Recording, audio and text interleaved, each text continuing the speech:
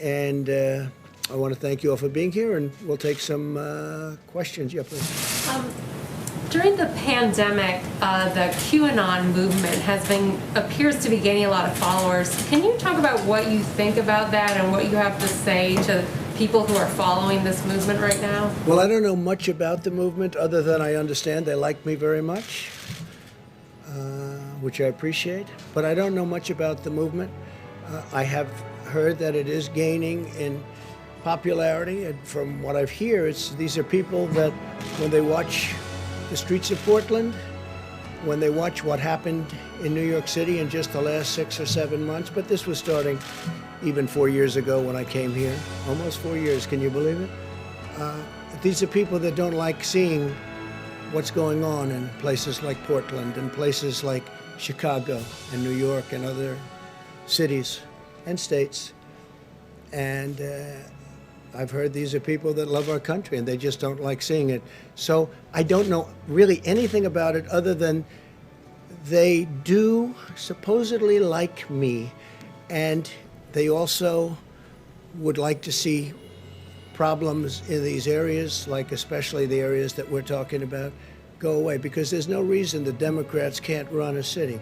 And if they can't, we will send in all of the federal, whether it's troops or law enforcement, whatever they'd like, we'll send them in, we'll straighten out their problem in 24 hours or less, okay? Well, at the crux of the theory is this belief that you are secretly saving the world from this satanic cult of pedophiles and cannibals. Does that sound like something you are behind? Or well, I haven't heard that, but is that supposed to be a bad thing or a good thing? I mean, you know, if I can help save the world from problems, I'm willing to do it. I'm willing to put myself out there, and we are actually. We're saving the world from a radical left philosophy that will destroy this country, and when this country is gone, the rest of the world would follow. The rest of the world would follow. That's the importance of this country. And when you look at some of the things that these people are saying with defund the police and no borders, open borders, everybody just pour right into our country. No testing, no nothing. You know, you talk about testing, no testing. Mexico, as you know, has a very high rate of infection. The wall is now going to be next week 300 miles long. Our numbers are extraordinary on the border. Had that, and this is through luck, perhaps, more than talent, although the talent is getting it built when one party refuses to allow it. You don't hear talk about the wall anymore. But I will say this, we need strength in our country, not weakness. Too much weakness. Yes, Jim.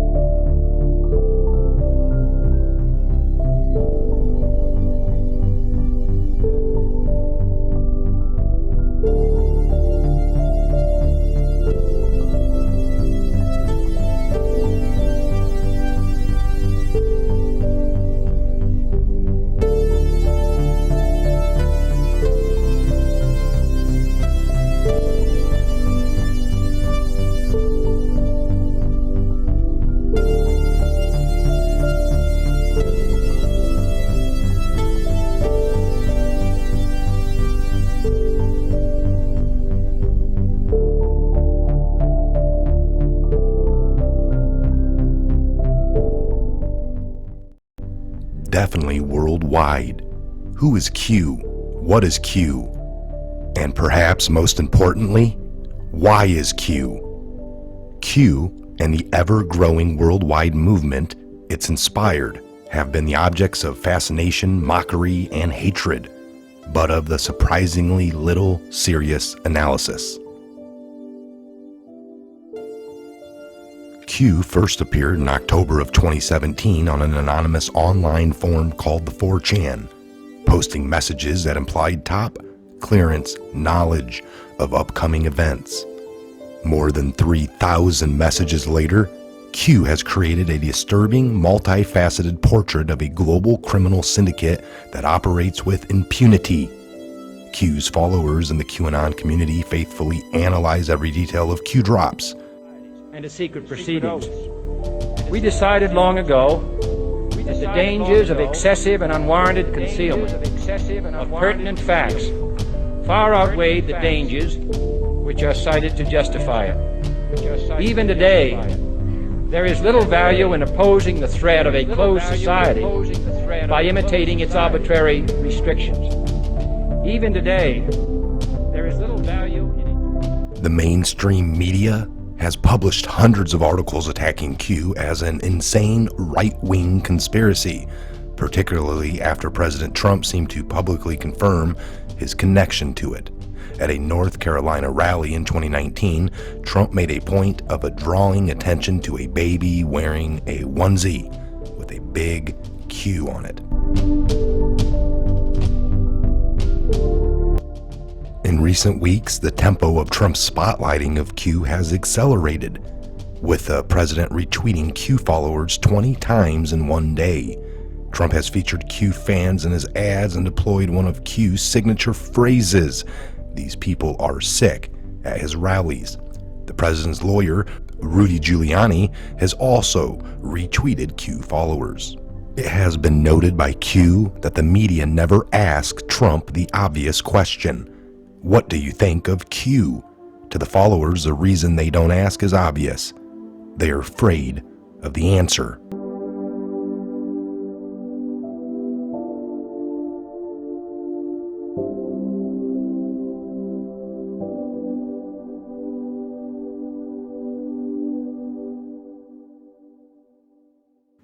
Q's followers believe that Q is a military intelligence operation, the first of its kind, whose main goal is to provide the public with accurate information, a back channel to the public.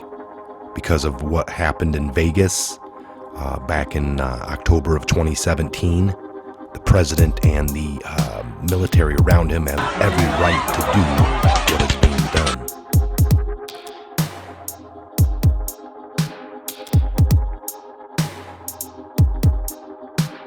Here's the way it works. Q posts messages, also known as drops or crumbs, on an anonymous online forum, which are discussed, analyzed, and critiqued by the board's inhabitants. The forum has changed a few times after massive online attacks, hundreds of social media accounts shut down, then spread Q's latest posting to worldwide followers who share their research, analysis, interpretations of Q's latest information. Now, some of these interpretations have been just outright wrong, exaggerated for own personal agendas, it seems. Now, I've compiled a list of Q's most famous catchphrases and tried to put them into context for you. This is really for the newcomers, the newbies, the FNGs to the Great Awakening. So that leads us into the first one, the Great Awakening.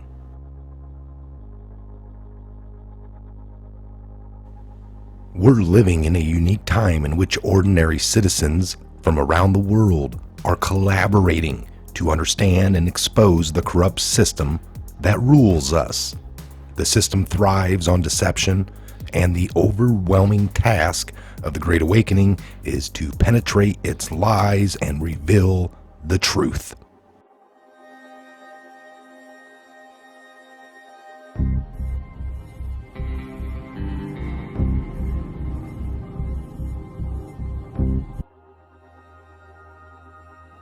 The first phase of the Great Awakening is heightened awareness of the deep state, the interlocking governmental entities that operate outside of law to expand their own power.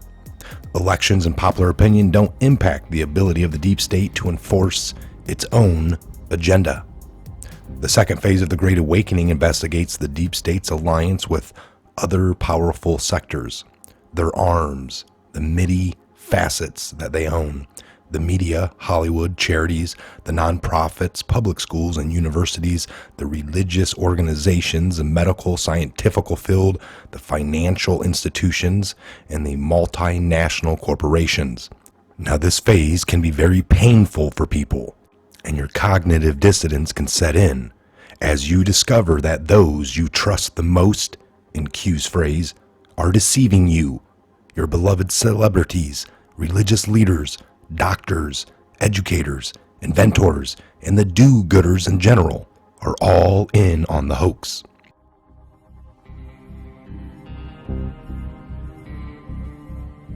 Hot summer streets and the pavements are burning. I sit around, trying to smile, but the air is so heavy and dry. It's a cruel, cruel summer. Leaving me here on my own. It's a cruel, cruel summer. Now you're gone.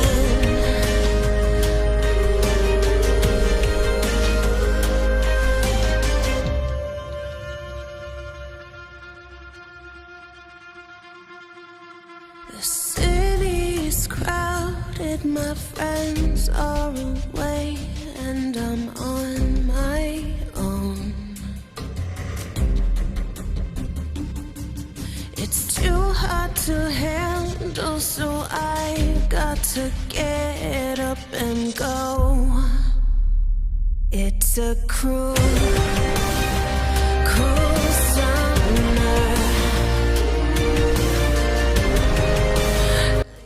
Dark to light. Q tells us what our rulers fear the most is exposure. Bringing their crimes out of the protected darkness into the light of the public scrutiny destroys their power to deceive. And as their power fades, and it will, the darkness of our divided, violent world will yield to the light of freedom, cooperation, and true peace. Where we go one, we go all. WWG1WGA. Q's most famous phrase expresses a worldwide nature of the movement. Every country is suffering from the system's oppression, and the whole worldwide will benefit from a rebirth of freedom. In this unique movement, anonymous citizens work in collaboration with the highest-ranking military leaders and the president, and everyone's contributions are valued. When commentators on the board have thanked Q for his service, Q has replied that no one is above and no one is below. We work for you. Although we did not find clear evidence that Secretary Clinton or her colleagues intended to violate laws, there is evidence that they were extremely careless in their handling of very sensitive, highly classified information. Everything I did was permitted by law and regulation. I had one device. Secretary Clinton used several different servers. These people are sick. Perhaps the most difficult aspect of the Great Awakening is coming to terms with the depravity of our rulers, whom Q has called the cult. Jeffrey Epstein's story has helped to awaken people to some of the elite's crimes. The mysterious temple on Epstein Island hints at possible future revelations that are frightening in their scope. Q followers believe that the cult engages in ritual practices that enshrine the shedding of blood and which prey on the innocence of children. The sickness in their souls thrive on their brutality, war, and terror. These disclosures will be tough to swallow for the public to take in. In the end, to truly know that choice will be yours. Satanists have their own services that mock Christian services. They have them almost every weekend.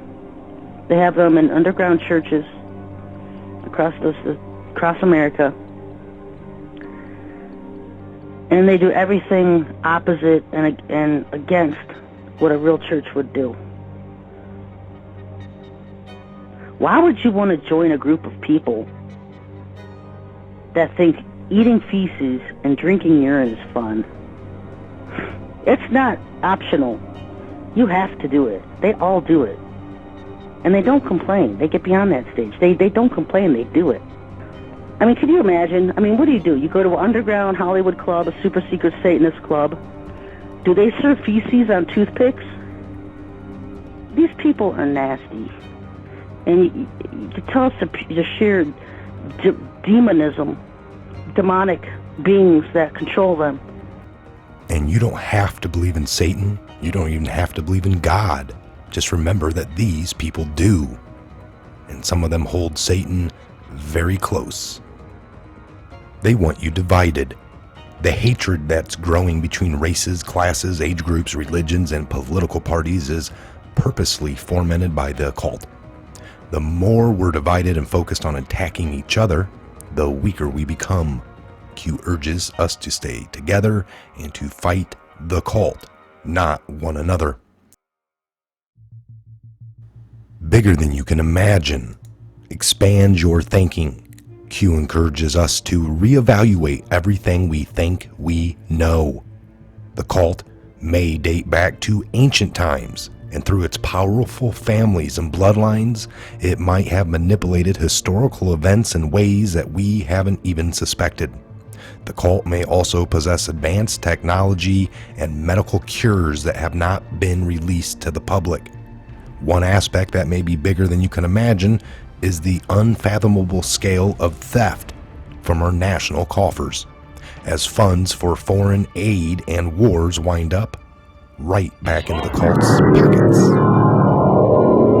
Psychological warfare has been waged against America for much of this century.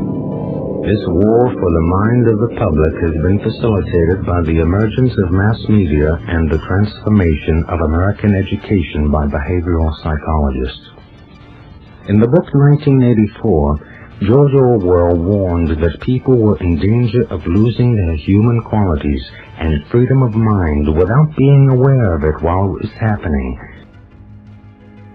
Their need for symbols will be their downfall. Now, the cult uses certain symbols over and over again, which may serve some ritualistic need to serve to their masters. But what makes them vulnerable to detection, and this is what's going to be their downfall. Q followers are familiar with the Y-shaped horns and mimic those with the occult deity Baphomet, the owls, the pyramids, the one eye encased within a pyramid from all the actors and the arm of the Illuminati, the red shoes, the bandaged fingers, and other repeating symbols, including their mysterious black eye that affects so many famous people. The Q Army also knows that the coded pedophile symbols listed by the FBI when Q drew attention to the design of Epstein's temple. Alert Q followers noticed how similar it is to the set design of the famous talk show.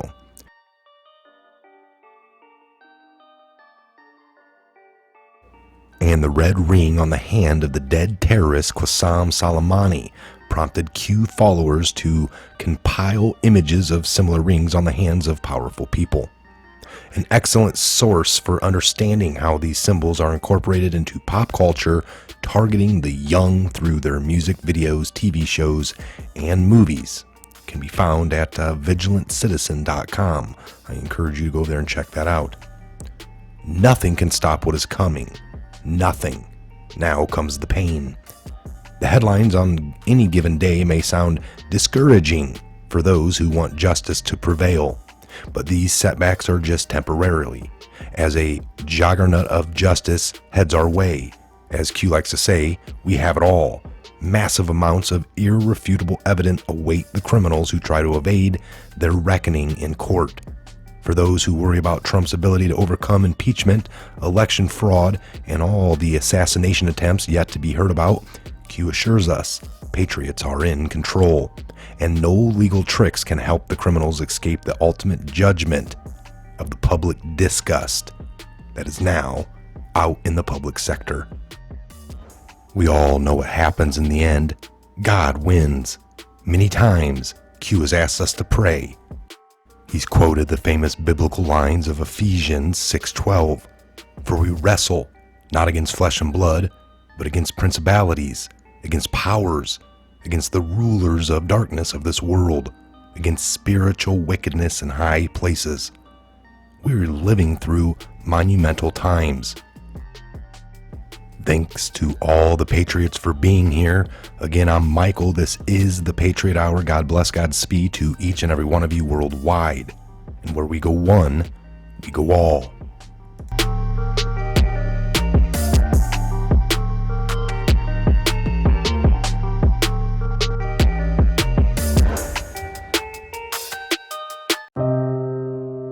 Well, now, really, when we go back then to falling in love, and say it's crazy. Falling. You see? We don't say rising into love. There is in it the idea of the fall.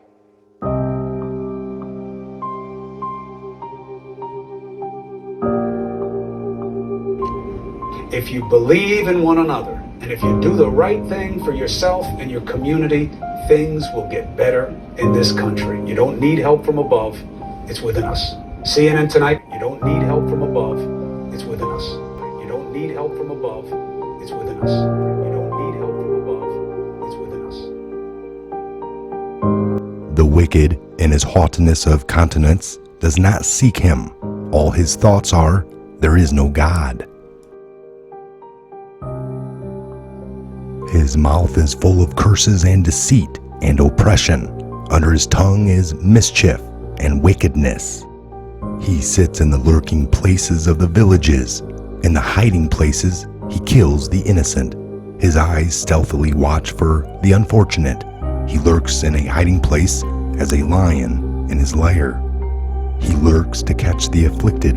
He catches the afflicted when he draws him into his net. He crouches, he bows down, and the unfortunate fall by his mighty ones. He says to himself, God has forgotten. He has hidden his face. He will never see it.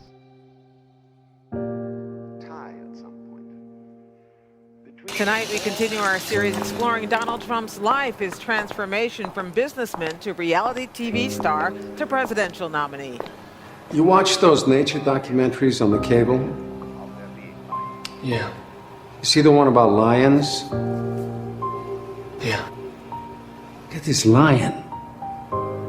He's the king of the jungle. Huge mane out there. He's laying down under a tree in the middle of Africa. He's so big. He's so hot. He doesn't want to move.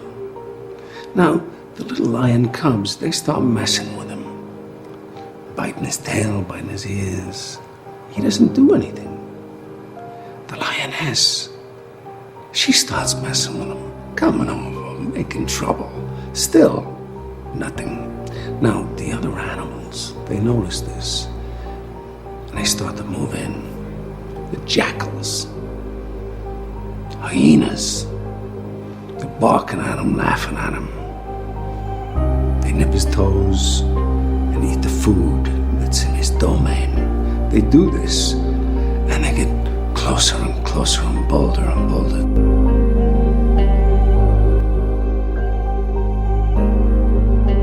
Till one day, that lion gets up and tears the shit out of everybody, runs like the wind, eats everything in his path. Because every once in a while, the lion has to show the jackals who he is.